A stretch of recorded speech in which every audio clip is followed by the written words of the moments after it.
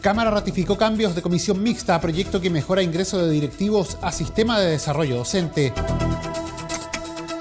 Sala inicia debate de acuerdo Transpacífico 11. Ministro de Hacienda presenta nuevas propuestas sobre reforma tributaria. Analizan soterramiento de cables en monumentos históricos o patrimoniales. Taxistas y conductores de aplicaciones rechazan proyecto del gobierno.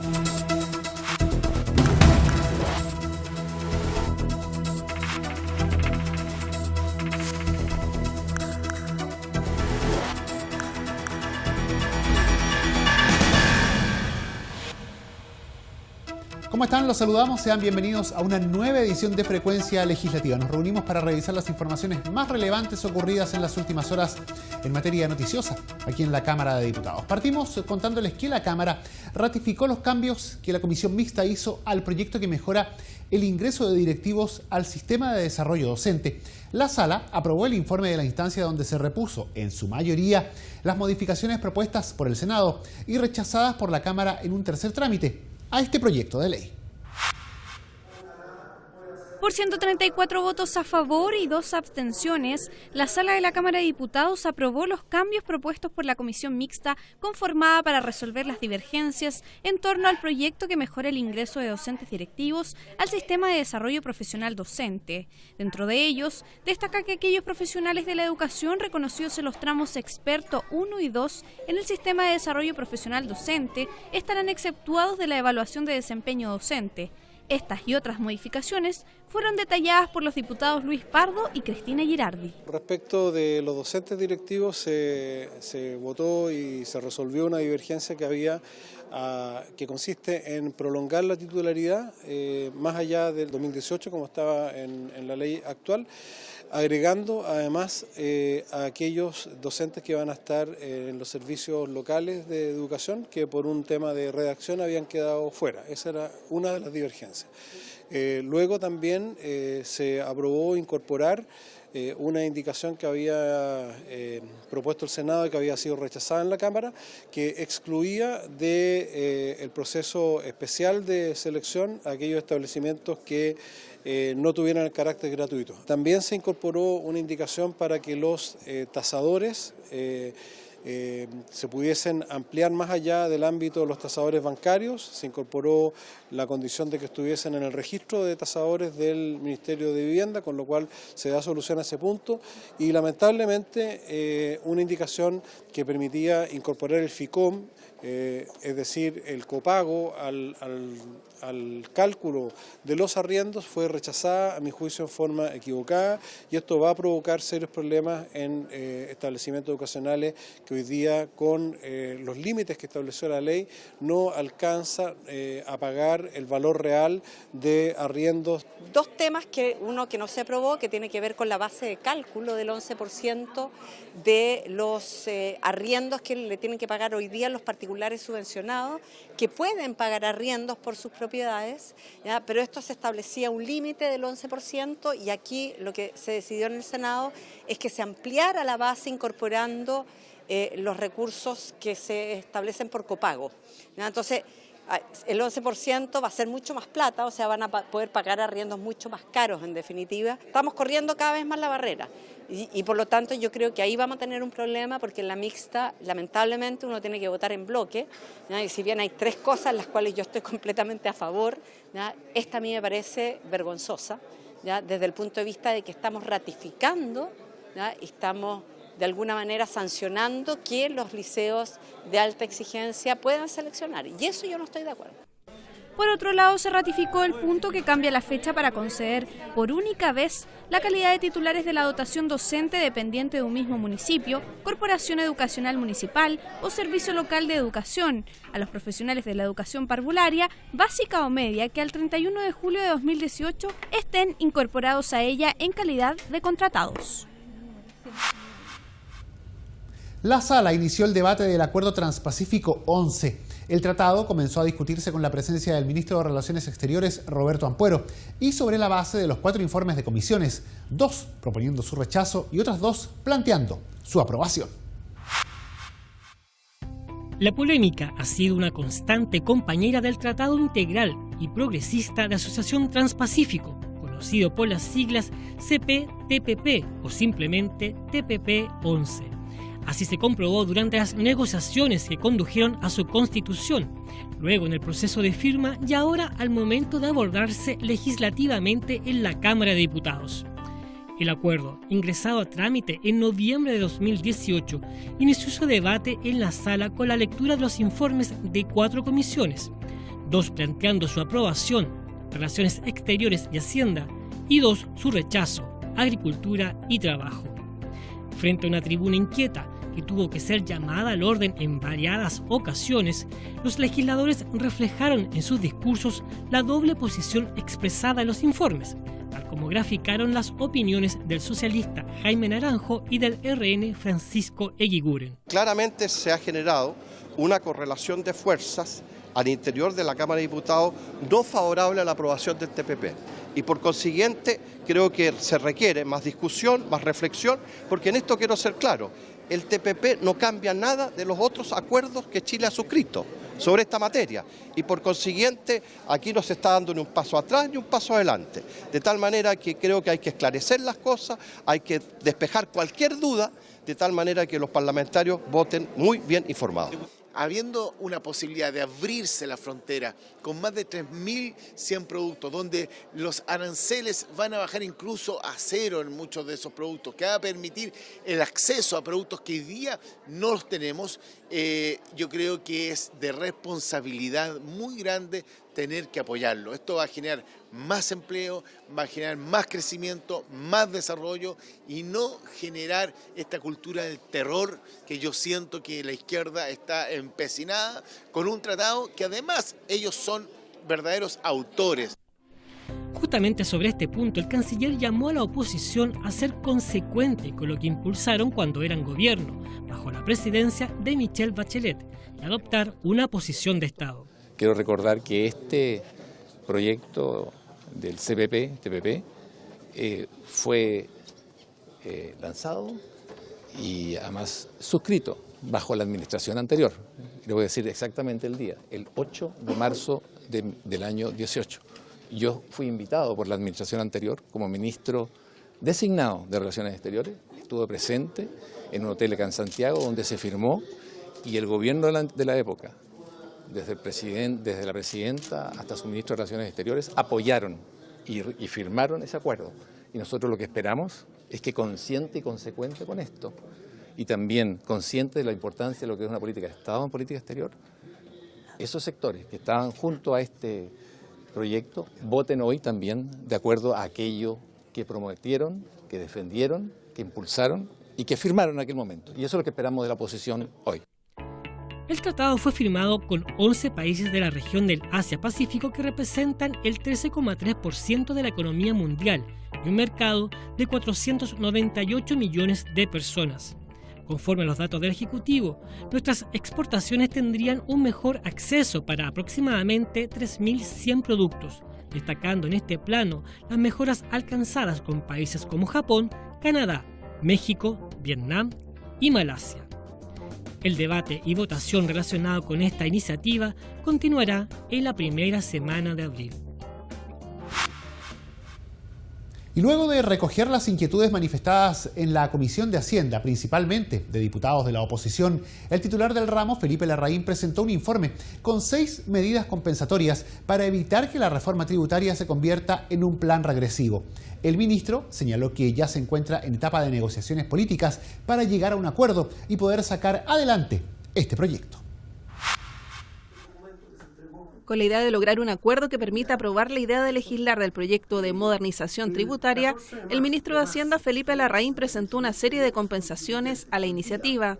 El documento indica que el gobierno suscribe el objetivo de progresividad del sistema tributario, comprometiéndose a presentar en la discusión particular nuevas fuentes de ingresos fiscales y regionales, lo que equivale a un monto no inferior a 275 millones de dólares. Para efectos de compensar, se considerará como fuentes de recaudación regímenes especiales de rentas empresariales, exenciones, hechos no gravados e impuestos verdes. También se considera aumentar el impuesto a las plataformas digitales, a la tasa general del IVA, incrementar el impuesto a las emisiones de carbono y limitar el uso de market maker o creadores del mercado para efectos del impuesto a las ganancias de capital. El titular de Hacienda explicó respecto al financiamiento para los gobiernos regionales que proponen un aporte del 1% de grandes proyectos de inversión, que podrían ir en un mecanismo que beneficie a la comuna y a la región. Felipe Larraín agregó que dicho aporte se realizará en un plazo de 5 años desde que comience a regir el proyecto, considerando montos de inversión del orden de $10 millones. Así se espera que el fisco comparta el costo con la empresa. Hay una parte que lo pone el fisco. ¿Cuánto pone el fisco? El 27%. Eso es más o menos. Esa es la razón de por qué tiene se resta una parte en menor ingreso. Hay un mayor ingreso en las regiones y un menor ingreso del fisco. O sea, esto es una suerte de parte de los recursos que reciben las regiones los entrega la empresa privada, parte las empresas que los inversionistas de grandes proyectos y parte los entrega el fisco, a través de menor recaudación. Entre las medidas se incluye mejorar la situación de las pymes en cuanto a optimizar y simplificar su acceso a un régimen especial de tributación, punto destacado por el diputado UDI Patricio Melero. Subir el rango de que se beneficie a los que tengan ventas en vez de 50.000 a 75.000 UF, o también otros beneficios que tienen que ver especialmente con que puedan tener contabilidad simplificada, o desde luego todo lo relativo a fortalecer un grado de mayor independencia económica de las regiones, destinando hasta el 1% de las inversiones que se hagan en la región respectiva en beneficio de ella misma. Creo que es especialmente relevante también el haber logrado que el gobierno esté disponible a disminuir el pago de contribuciones a los adultos mayores que tengan rentas o ingresos iguales o inferiores a los 660.000 pesos. Exención de contribuciones destinadas a quienes tengan solo una vivienda y que podría beneficiar a cerca de 100.000 adultos mayores. Otro punto para efectos de exención parcial del IVA a la construcción es reducir el umbral de 4.000 a 3.000 UF. Igualmente se busca fortalecer el combate a la elusión y la evasión, para lo cual se modernizará el servicio de impuestos internos con la digitalización en la atención del contribuyente. Desde el Frente Amplio, el legislador de Revolución Democrática, Giorgio Jackson, valoró la respuesta del Ejecutivo, aunque no la consideró satisfactoria en la forma y el fondo. Lamentablemente, en términos de forma y fondo, tengo diferencias con lo que presentó el gobierno. En términos de forma, porque nosotros le solicitamos que cada una de las medidas que ellos propusieran, como para compensar lo regresiva que es la reforma tributaria que ellos plantearon inicialmente, venga acompañado de una modificación en el informe financiero. Y eso, lamentablemente, no vino así. Vino con ejemplos de propuestas de una manera que, desde mi punto de vista, es muy vaga para un nivel de debate que estamos teniendo, que estaba siendo sumamente técnico y ya avanzando los puntos específicos. Y por otro lado, en términos de fondo, el gobierno intenta compensar como la baja en la recaudación tributaria por entregarle recursos a los más ricos desde un impuesto que puede ser pagado por toda la población, por ejemplo el aumento del IVA a los temas digitales. Se espera que la idea de legislar el proyecto de reforma tributaria se apruebe en la Comisión de Hacienda a principios de abril. Sin embargo, aún no hay acuerdo al respecto. Y la Comisión de Cultura se encuentra debatiendo 2 proyectos que buscan modificar las leyes de servicios eléctricos y telecomunicaciones y sobre monumentos nacionales respectivamente. Esto con el fin de soterrar el cableado aéreo y retirar aquellos elementos en desuso ubicados en lugares de interés patrimonial o que pudiesen afectar a monumentos históricos. En Chile existen 2,5 millones de postes para instalaciones de distribución eléctrica y un total de 168.000 kilómetros de tendido para instalaciones de distribución. Solo un 2% de ese total está actualmente soterrado, es decir, bajo tierra. Antecedentes expuestos en 2 proyectos de ley que buscan implementar esta medida en lugares de interés patrimonial o declarados monumentos históricos. En una ciudad como Valparaíso, patrimonio de la humanidad declarado por la UNESCO, la excesiva cantidad de cables, las escasas iniciativas para soterrarlos y a su vez retirar elementos en desuso no permite a vecinos y visitantes apreciar en toda su magnitud la monumental belleza de su entorno, situación que se replica en otros sitios a lo largo del territorio que cuentan con zonas típicas, ruinas arqueológicas y monumentos históricos de incalculable valor arquitectónico y patrimonial. Patricio Cáceres, del Departamento Técnico del municipio porteño, explicó que se trata de un importante trabajo a realizar por la magnitud y los gastos económicos en los que se debe incurrir. Son muchos los cables que existen y que están en desuso. Tenemos estimaciones que sobre el 50% de los cables que existen no debiesen estar ahí porque no prestan ninguna utilidad. Y respecto a lo que tienen utilidad, buscar la manera de soterrarlos implica costos, digamos, importantes, ¿ya? Costos, digamos, económicos también, y en su momento cuando se ejecute la obra van a haber dificultades, digamos, y problemáticas, digamos, de circulación en los espacios, digamos, pero sin duda el costo económico hay que buscar la forma de hacerlo más aliviado, digamos, en conjunto, digamos, con el Estado, manejar, digamos, excepciones, por ejemplo, en el pago de los derechos. Son distintas fórmulas que pueden haber para incentivar, digamos, que esto ocurra, ¿ya? Sin duda, si solamente, por ejemplo, acá en Valparaíso, existe la norma de que no se puede instalar cables ya del año 2010.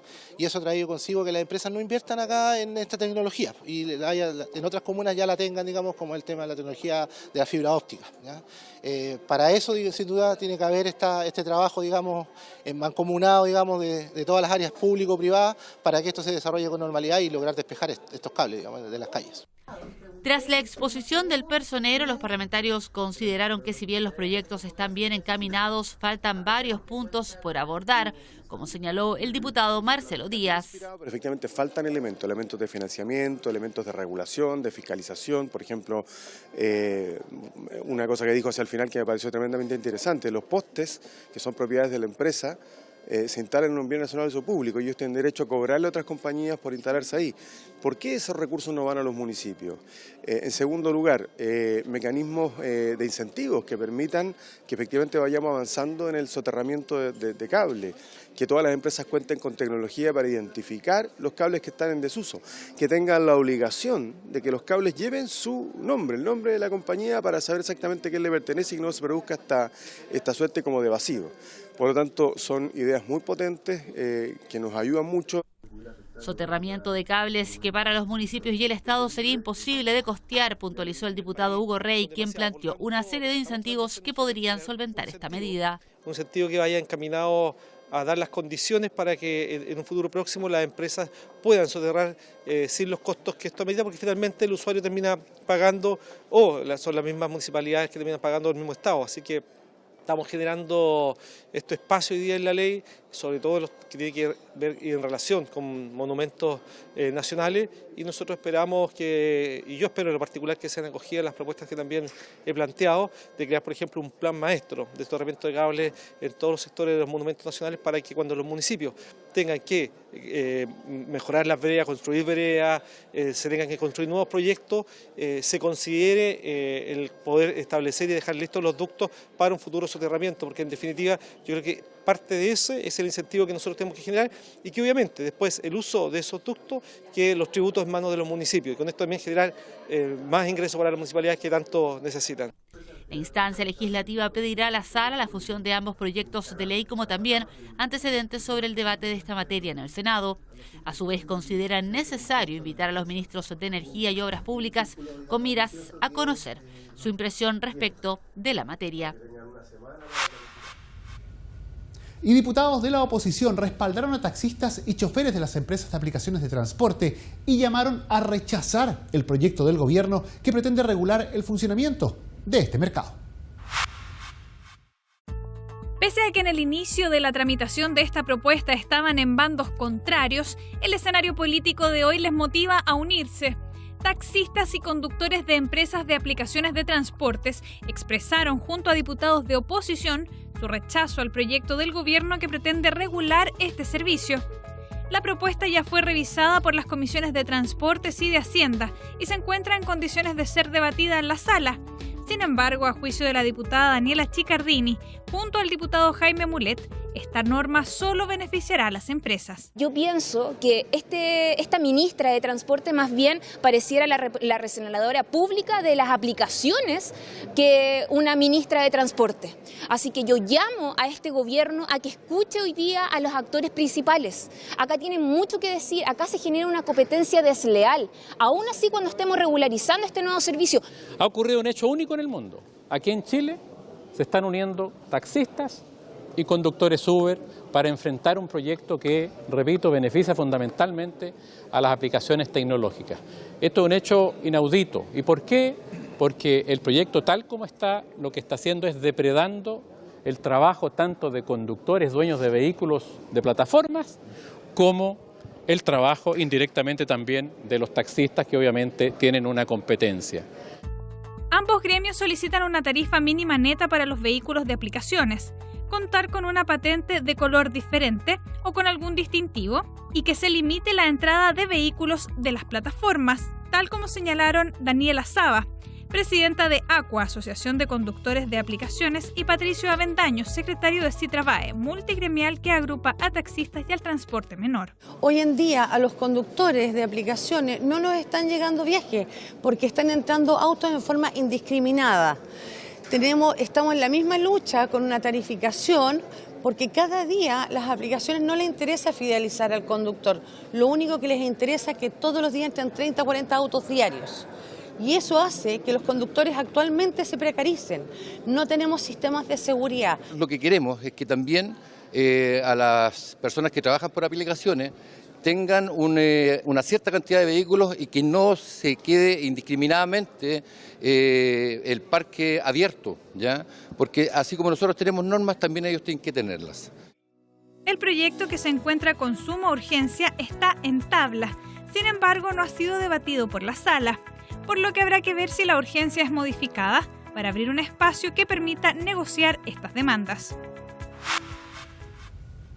Y de esta forma nosotros llegamos al final de la presente edición de Frecuencia Legislativa. Agradecemos su compañía y les recordamos que estas noticias están siempre disponibles para descarga en nuestra multiplataforma en el www.cámara.cl. Muchas gracias por su sintonía.